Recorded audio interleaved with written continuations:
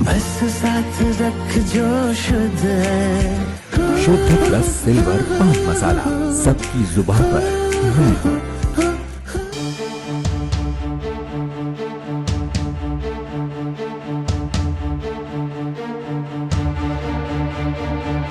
Israel, Iran, Hezbollah और Hamas तीनों से घिरा हुआ है। तीनों मोर्चों पर इजराइल जंग लड़ रहा है। इस बीच इजराइल ने अब ईरान को खुली चुनौती दे दी है। संयुक्त राष्ट्र महासभा को संबोधित करते हुए इजरायली प्रधानमंत्री बेंजामिन नेतन्याहू ने ईरान को मिडिल ईस्ट के लिए अभिशाप बताया है। नेतन्याहू ने ईरान पर हमास और हिजबुल्लाह का समर्थन करने का आरोप लगाते हुए कहा है कि ऐसी कोई जगह नहीं है जहां इजराइल नहीं पहुंच सकता है। नेतन्याहू के इस बयान को तेहरान के लिए धमकी माना जा रहा है, जो उन्होंने एक वैश्विक मंच से दी है। इजराइल ईरान पर हिजबुल्लाह और हमास का समर्थन करने और हथियार मुहैया कराने का आरोप लगाता रहा है। दोनों देशों के बीच तनाव उस वक्त चरम पर था जब हमास चीफ इस्माइल हानिया की तेहरान में एक हमला कर हत्या कर दी गई थी।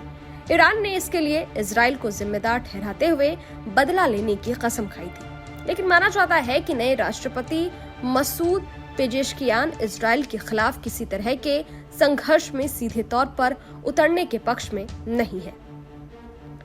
यूएनजीए में नेतन्याहू ने कहा कि इजराइल गाजा में ईरान समर्थित हमास और लेबनान में हिजबुल्लाह के खिलाफ जीत चाहता है। नेतन्याहू ने अमेरिका और पश्चिमी देशों की ओर से सीज फायर के लिए बनाए जा रहे दबाव को खारिज करते हुए दावा किया कि जंग में इजराइल जीत रहा है। इजरायली प्रधानमंत्री नेतन्याहू की यूएन में स्पीच खत्म होने के कुछ ही देर बाद बेरूत में विस्फोट हुए।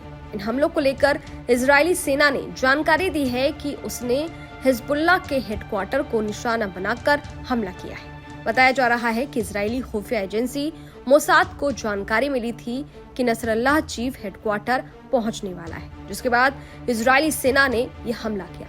इजराइल सेना के प्रवक्ता डैनियल हागरी ने दावा किया कि हिजबुल्लाह का बेस आवासीय इमारतों के नीचे था। उधर हिजबुल्लाह हेडक्वार्टर पर हुए इन हमलों के बाद इजरायली प्रधानमंत्री ने अपना यूएस दौरा छोड़कर देश लौटने का फैसला किया है। बताया जा रहा है कि उन्होंने यूएनजीए में भाषण देने के बाद लैंडलाइन कॉल के जरिए बेरूत में हमले का आदेश दिया था। इसे लेकर उनकी एक तस्वीर भी सोशल मीडिया पर वायरल हो रही है, जिसमें वो लैंडलाइन कॉल पर नजर आ रहे हैं और उनके साथ 2 अधिकारी भी मौजूद हैं। वह यूएनजीए में स्पीच के लिए जब नेतन्याहू के नाम की घोषणा की गई तो कई देशों ने इसका विरोध किया। कई देशों के लीडर्स बाइकॉट करते हुए मंच से बाहर आ गए। ये घटना तब हुई जब हमास के एक वरिष्ठ अधिकारी ने विश्व नेताओं से यूएनजीए में नेतन्याहू के भाषण के बहिष्कार की अपील की थी। इससे पहले लेबनान में सोमवार से जारी हमलों में अब तक 700 से ज्यादा लोगों की मौत हो चुकी है। वहीं 1,09,000 से ज्यादा लोग विस्थापित हो चुके हैं।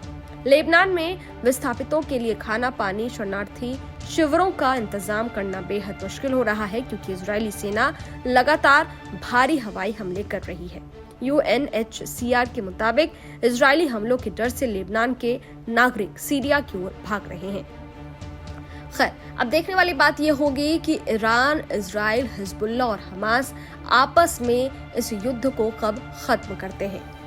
इस वीडियो पर आपकी क्या राय है? ये वीडियो आपको कैसा लगा? कमेंट बॉक्स में जरूर बताइएगा। बाकी देश और दुनिया की तमाम खबरों के लिए देखते रहिए न्यूज नेशन। शुक्रिया। बस साथ रख जो शुद्ध है। शुद्ध प्लस सिल्वर पान मसाला, सबकी जुबान पर। न्यूज नेशन अब व्हाट्सएप पर।